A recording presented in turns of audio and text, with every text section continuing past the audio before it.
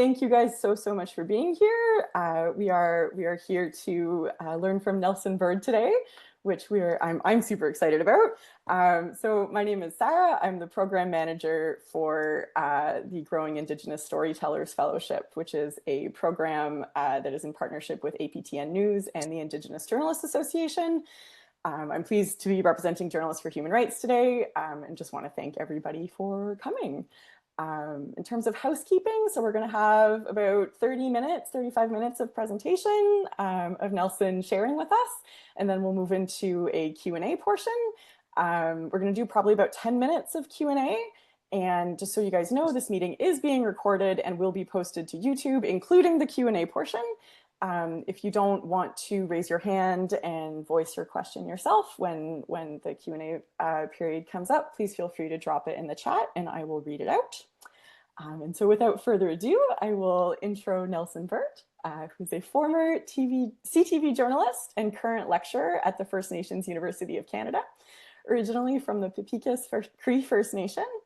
No, I messed that up. Originally from the Pipikis Cree First Nation in Saskatchewan, Nelson spent 26 years with CTV Regina, working as a reporter, camera person, anchor, host, producer, and assignment editor. So like pretty much everything. Nelson has always used his platform to amplify Indigenous voices and bring attention to the challenges and achievements of First Nations communities. So without further ado, please take it away. Thank you very much, Sarah, and hello to everybody who's joined. It's a pleasure for me to be speaking to you today on this beautiful Monday, Tuesday. What is it? Thursday. It's Thursday at noon here in Saskatchewan right now, in case you're wondering what time it is here. It's lunchtime. So I came home from an event I was at with my students at the university. So I came over a couple hours to do this. I'm at home, not in my office at the university, which is, by the way, a very beautiful building. If you ever get a chance to come to Regina, make sure you contact me and you'll get a tour of our First Nations University, which, in my opinion, is probably the most beautiful building in Saskatchewan, in this province, and maybe Western Canada. Just the way it's shaped and the energy from it, it's shaped in a circle. It's shaped. It's all round. It's all curves. Anyways, that aside, I'm going to talk to you today a little bit about media, reconciliation, perceptions, truths, and myths. And storytelling. Of course, it all stems from storytelling. My career spans over 30 years as a student journalist to a professional journalist to now to a lecturer. And I'm going to tell you some stories because that's what I am. I'm a storyteller. I'm an assignment editor, a journalist, of course, which is kind of all tied in together.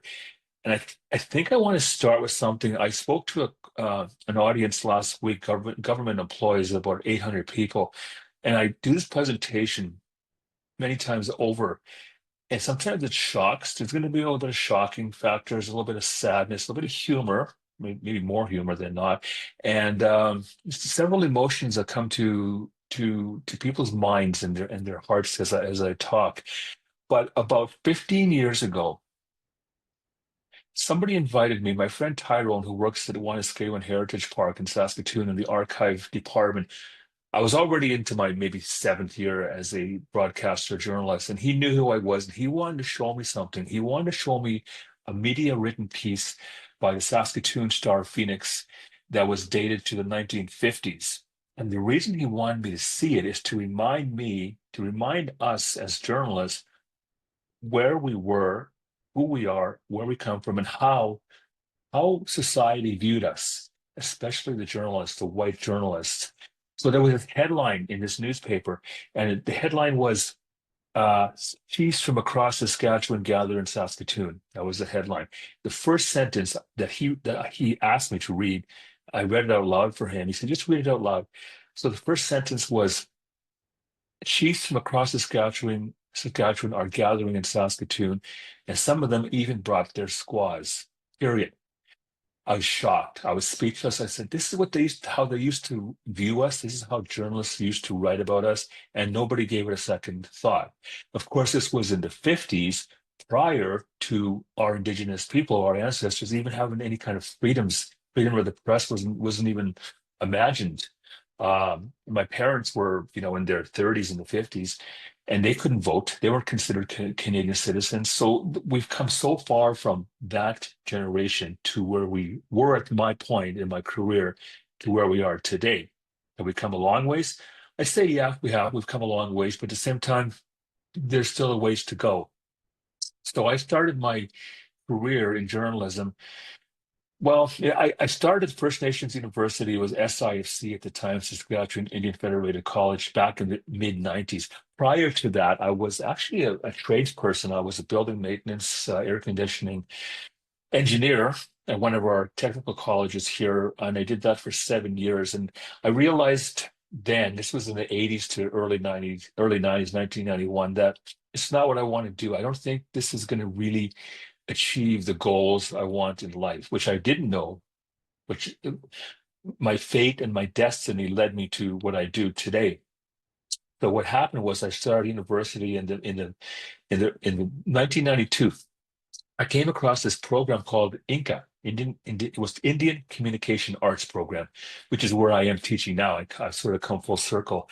And that was over 30 years ago that I entered that course, which led me into a program called the Journalism School of Journalism at the University of Regina. So I combined several educational departments, Inca, School of Journalism, and a degree in Indigenous Studies, Indian Studies. I say Indian because a lot of my career was using the term Indian. It was even in all the titles and all the government pamphlets and universities. So even growing up, on the reserve, I grew up on Pepicassis, by the way, till I was about 17 years old.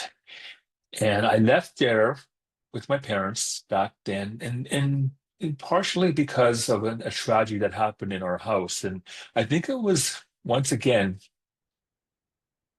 and it's tragic as it was. It led us to our trajectories in life. Some of my siblings, we all went our own directions eventually with our careers and lives. Some went down some addictions paths and crime, and others stayed on an education path. My older brother came home when I was 13 years old on the reserve, and he shot himself in our basement. And he lived. He did live, but it really changed a lot of the things that my mom decided. I think we got to leave this reserve. So it took a few years. Eventually, we did leave and we moved to the city. And it was then that I ended up in the trade that I was in. I kind of fell into that too. It wasn't something I really planned, but I enjoyed it. I enjoyed it while I did it. Then jumping ahead to university and the School of Journalism is where we had to do internships. And an event happened in May of 1996, 29 years ago, this month, maybe this day. I don't know, I forget the exact date, but I was about 3 or 4 weeks into my internship where an event happened that solidified my place as a broadcast journalist, TV journalist.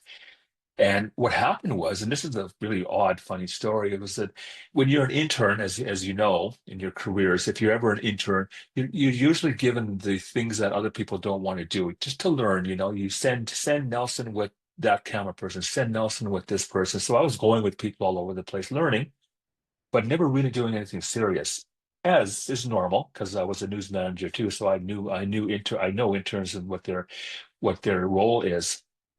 So this one day on a Monday, I was asked to go to a pet store and interview a parrot, of all things.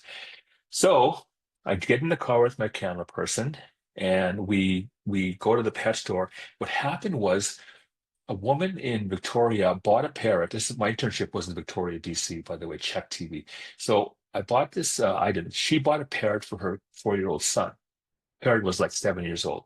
The parrot not only said hello, it said, "What the fuck?" And it said that, and it started to swear. And the woman said, "I don't want my little boy learning how to swear from a parrot." So she tried to get the money back from the other lady. The other lady says, "No, you bought as is." You know that phrase, you bought as is. So meanwhile, she didn't want the parrot in her house. The other lady didn't want the parrot. She took it to a pet store and left it there while the legal fight ensued. So that Monday, I had to go to the pet store and see this parrot and try and make it talk, swear. So I was in the pet store with my cameraman, and I'm at the cage. interviewing the parrot, trying to, and saying what the fuck, and it would just sit there and look at me, and I think I felt bad for the parrot, but it wouldn't swear. So we had cell phones back then too, but they were those big black things, and I called our boss when I got back to the car, the van, and I says, the parrot Susie, her name is Susie, she's not swearing. What should I do? She said, well, come back soon, come back. And then just as I hung up the phone, we have police scanners in our vehicles, which pick up all the chatter between the police and what's going on. And the police scanner said, a missile just landed in View Royale, suburb of Victoria. And that's where we were. We were in View Royale. And they gave the address, and we were like 2 blocks away from this house. And a missile, how can that be? A rocket? So we drove to this house quickly as we could. We got there before the police and the fire. What happened was there's an army base in Victoria called the Esquimalt. Somebody pushed a button on one of those ships, and this rocket went into the sky. It pushed the wrong button, and instead of this thing disintegrating, it actually was a solid metal 8 foot rocket missile looking thing about this much in circumference with the fins on the end. It was sticking out of the ground when we got there. It went through the garage to the side of the house, and we saw it. So what the hell is this? And so in our field, we shoot first and we ask questions later. So we got all the shots we could, and I interviewed the man who was in the backyard, and he says, I was just sitting here working on my boat, and all of a sudden I heard this noise, and it came through there, and the cat almost hit the cat. The cat's okay. No one was hurt. So like seconds later, the police showed up, fire, everybody cordoned off a couple houses away, and things happened so quickly that morning, that the whole communication team from the army was like so fast.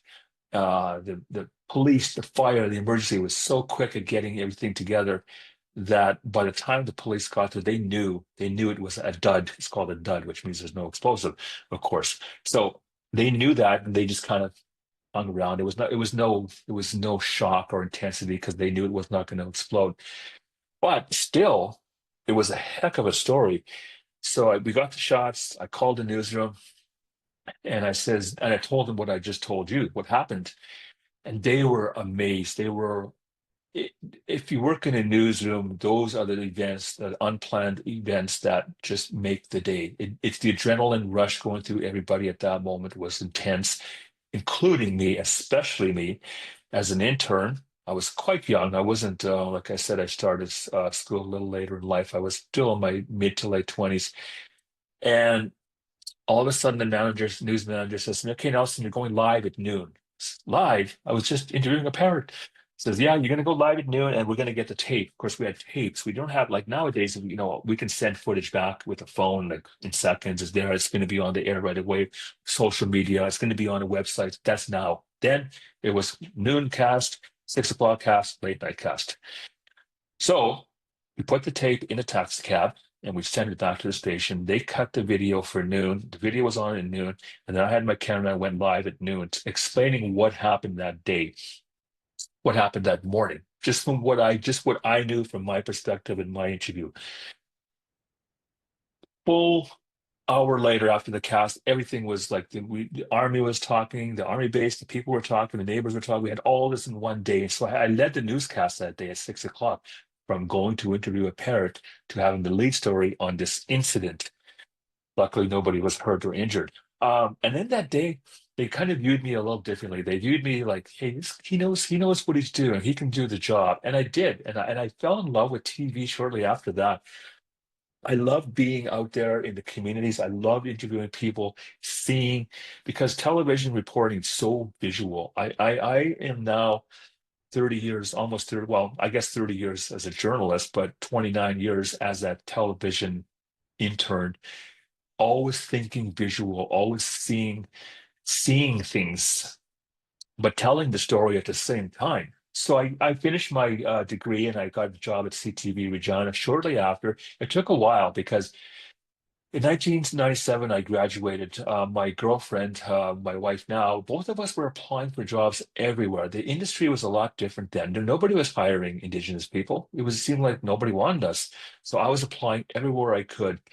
And something happened around 1998. people were saying we better get on this Indigenous bandwagon and start hiring and showing this culture in a more positive light. Because prior to this, a lot of times when we saw Indigenous people on TV or newspapers, it was always like there was always those things where it's dead, drunk. I forget all those different ones, but it's usually sometimes the victim, usually the suspect, usually the court stories. It was always those kinds of kind of like not good stories.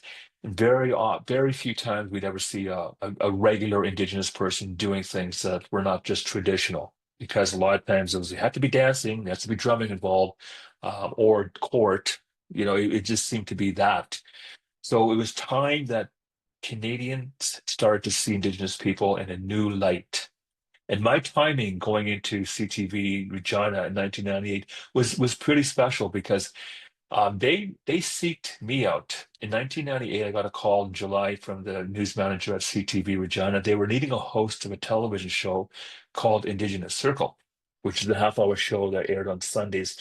And the show had originally aired for like 5 years before that with various hosts, but they never had a full-time position, someone dedicated to that show.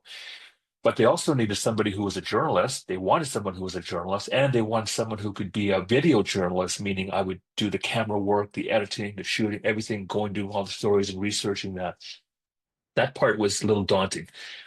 They called me up. I went in for an interview, and I was offered the job basically that same day, based on my experience. It wasn't just because I was Indigenous, and not just because of that, because people may say, "Oh, he's only hired because he's Indigenous." Well, I was qualified, experienced to a point, of course, as a student and as an intern, and then I went right into it. I spent 15 full years as a video journalist at CTV Regina, Indigenous Circle. I was a news reporter, I was an editor, I was a camera person, I was an anchor for all those years. And I remember when I first started being on TV, even before I started CTV, I was at a funeral on my reserve. My uncles used to always tease me and joke with me and have fun. The humor is always there all the time. That's the best part.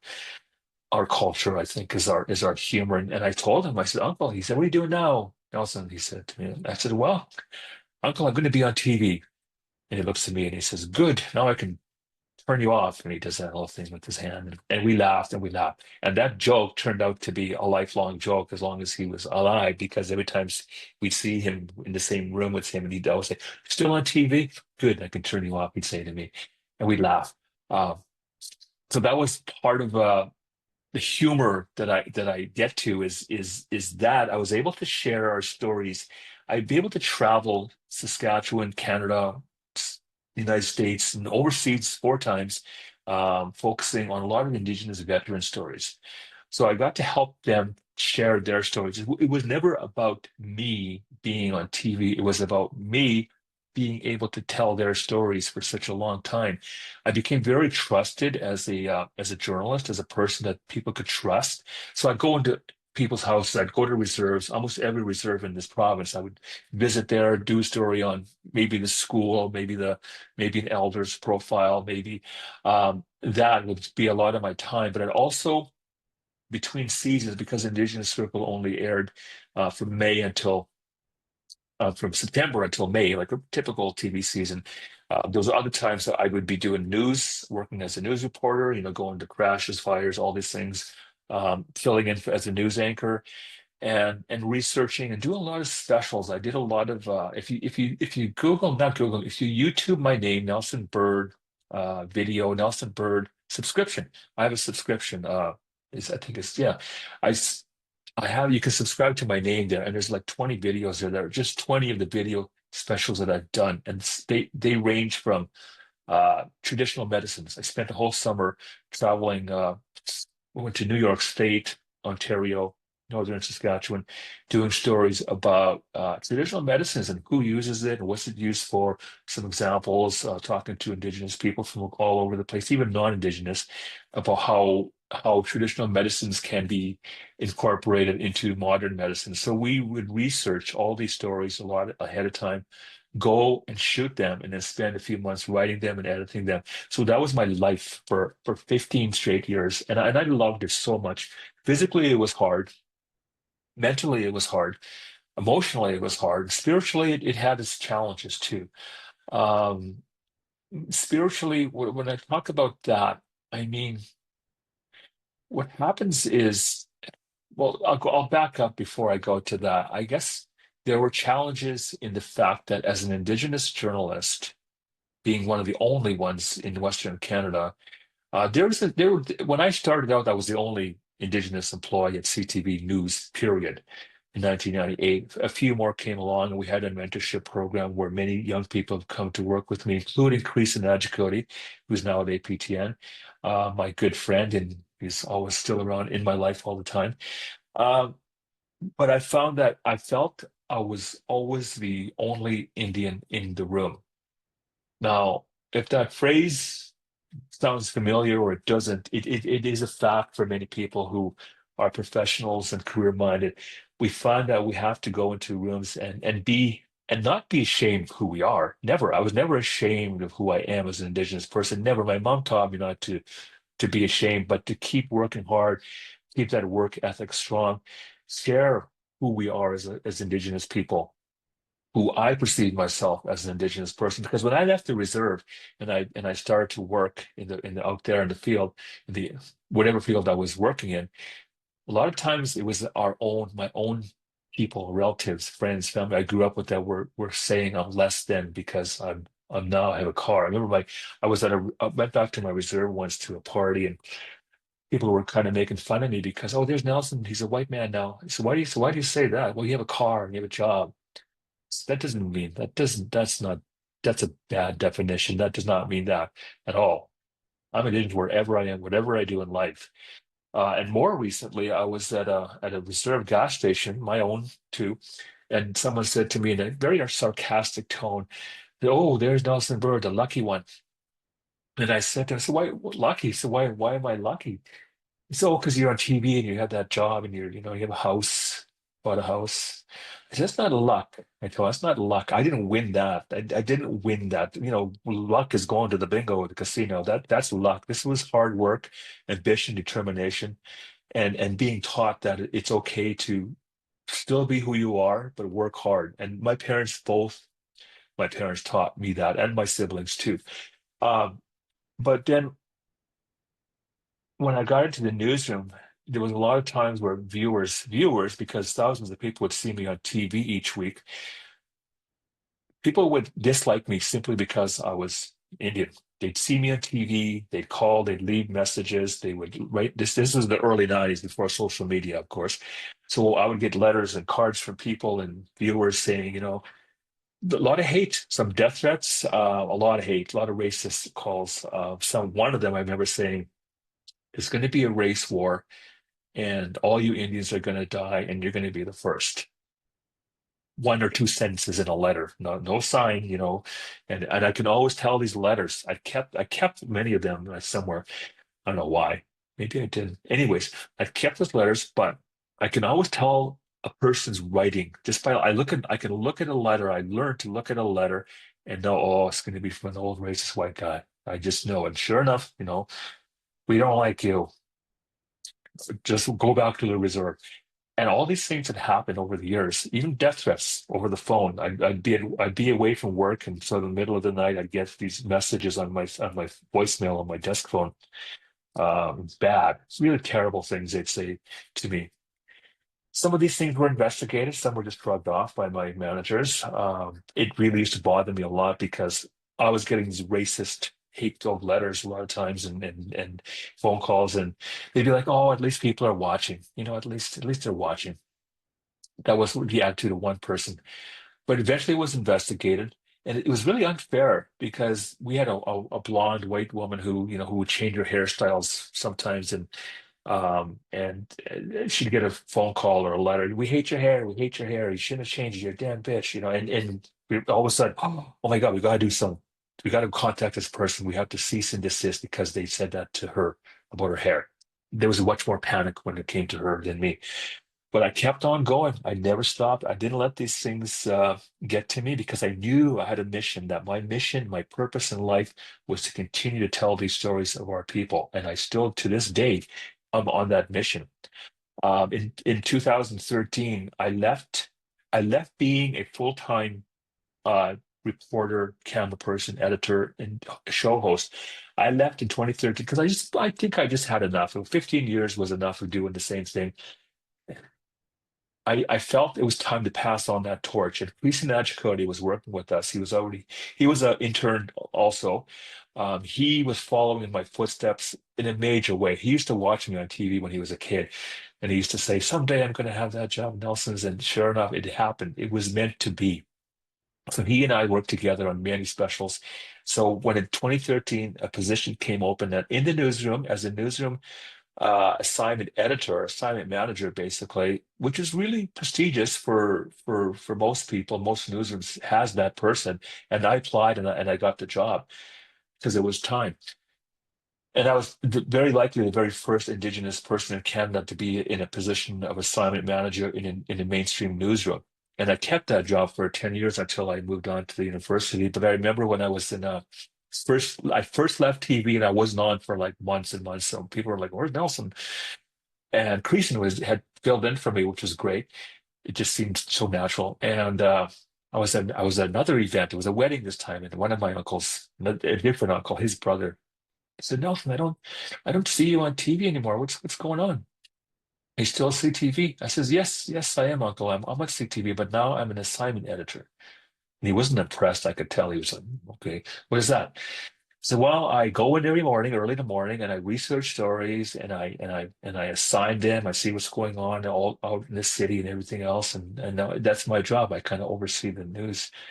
And I could tell he wasn't impressed. So, and I boss white people around all day, I said to him, and he went, "Oh my God." He was so happy. That joy in his face when I said that.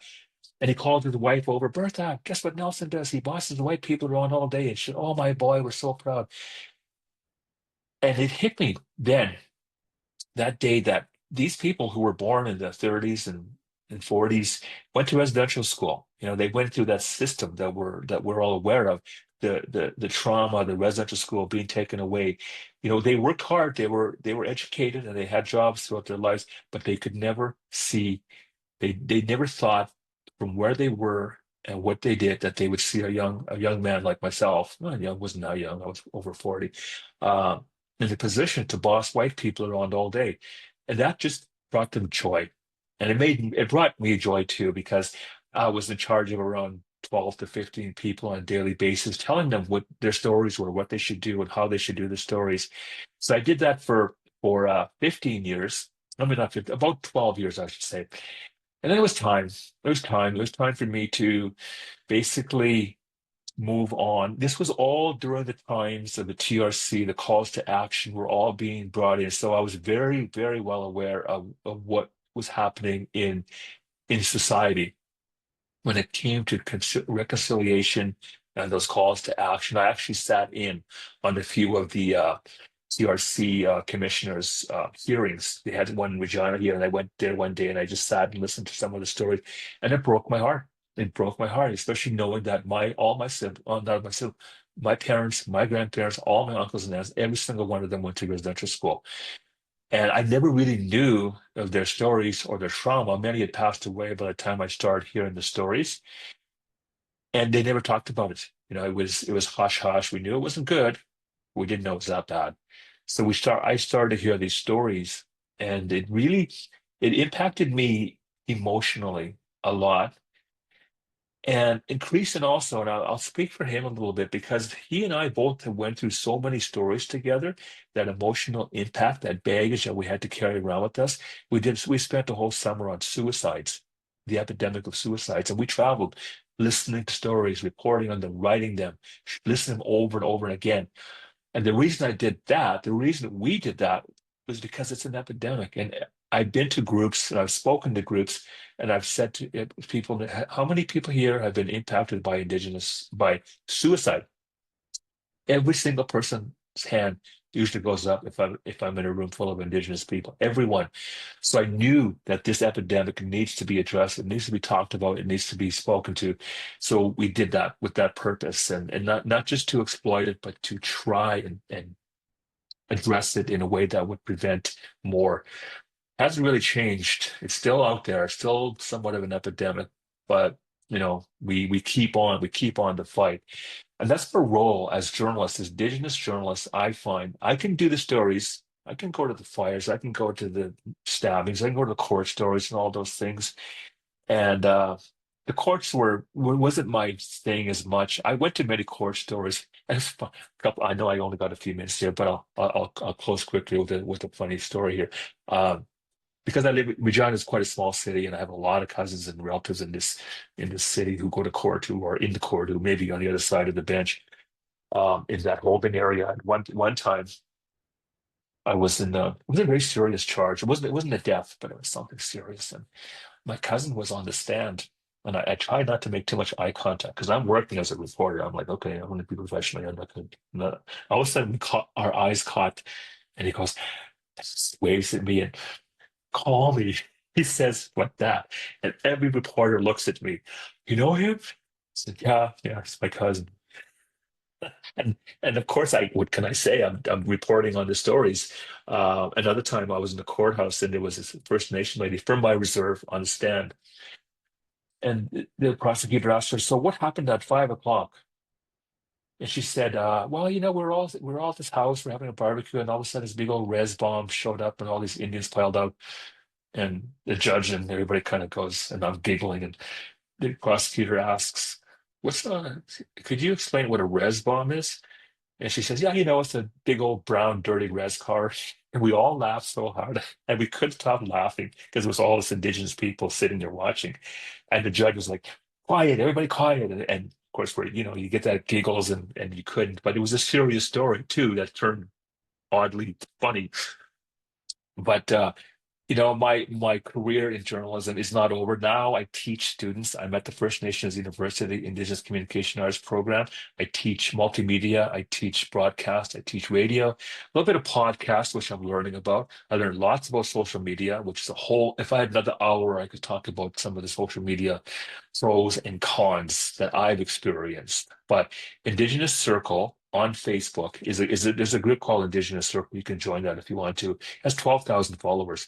And basically, we put stories in there. I don't put stories anymore as much as some of the newer staff does because I don't do stories anymore. I teach, and I teach about reconciliation, all those things. I do a lot of everything. But you know what? I see it's 12:36. I should open it up for some questions now.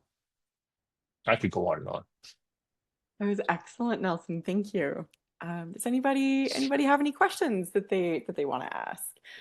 If you don't want to voice your question, I'll say again, just drop it in the chat and I will read it out.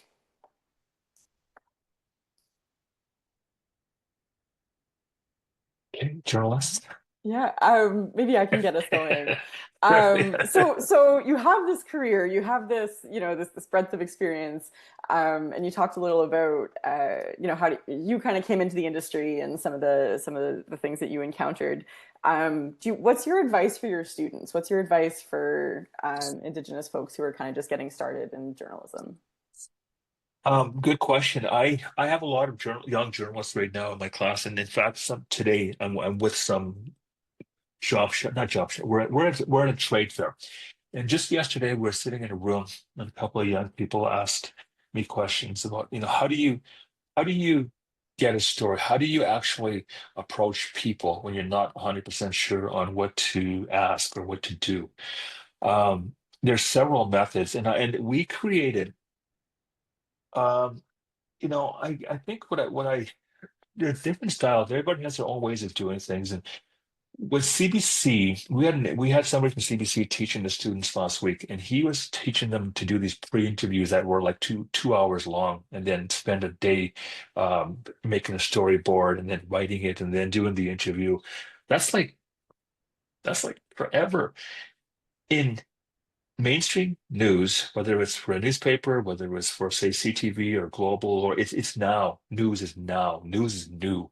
So you got to be really quick to go with the flow as quickly as you can and turn on a dime. Be ready for that.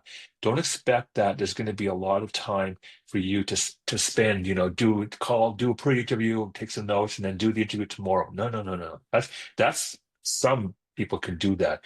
The vast majority of news that you see, whether it's American news, I'll give you an example. Uh, if you have KTLA, which is a Los Angeles news station, they are so fast. Things just happen, happen, happen, happen. So these reporters have to be on the ball all the time and turn. Like that swearing parrot story, Susie. I had to switch on a dime to that story and adjust my mindset and my focus to that. Not thinking about what's happening with the parrot. That'll wait for another day. I have to focus on what I'm doing right now.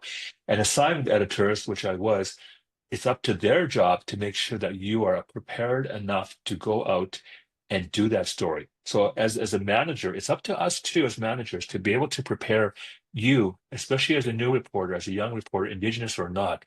Because I don't really view people in the sense that you're an Indigenous reporter. You are a reporter who is Indigenous. That's how I see it, even though I may say Indigenous reporter often. But I see it as we are people, we are who we are, who is an Indigenous person here. When I first started at CTV, I was always introduced as the Aboriginal reporter. Everybody was Aboriginal reporter, Aboriginal reporter. Even the staff list, everybody was reporter. Nelson Burr, Aboriginal reporter. Like, what the hell? Why don't you put Ukrainian reporter? Why don't you put white guy, middle-aged, woman reporter? It was just me for a long time, and I brought it up to the managers too, and we never even thought of that. We have to educate others as we go along. Certain phrases that I've heard too many times in my life that I've spoken up about.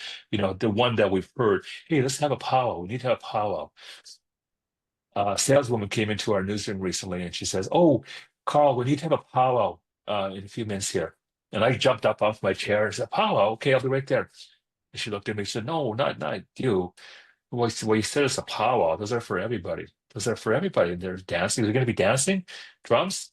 No, it's a meeting." So, well, it's not a powwow. Get your facts straight, I told her. And she was like, And then, you know what? Sometimes it may piss them off. It may shock them when I say things like that. But she probably remembered that for a long, long time to this day. Otherwise, I would just sit there cowering, like, "Oh, I don't like that she said that." No, I'm to the point now where I'll call it out as is because I've seen too many things. But I just like I have some students right now who are so shy, so quiet. They're like just peep, and they're young people, and I'm very patient with them. Very patient. I'm never going to get angry with them. If they're shy, I find what their strengths are. I'll take them aside and I'll talk to them and say, "What do you like? Like, what kind of music do you like?" Just to make that small talk, just to make them feel comfortable that I am a human too, and I do understand where they're coming from, especially as an Indigenous person. They look up to me as an uncle or grandpa, maybe. You're getting old when people come up to me now and back then they used to say, "I watch you on TV all the time." Back then, now it's like, "I used to watch you when I was a kid," or "My grandpa watches you." And you're at that age where well, I'm up there. So I'm 60 years old now, and I feel I've done a lot, and I can talk a lot. Absolutely. No, thank you so much for that answer. Are there any questions from the audience? So thank you so much, everybody, for joining us here today. We are so glad to be learning from Nelson Bird. If you have any feedback, please send it to canadian.programs@jhr.ca, and I will drop that in the chat here. And please stay tuned on social media, both JHRs and the IJAs, for more in this series. We're going to be continuing throughout the year, wrapping up in December, and we would love to see you again. Thanks so much.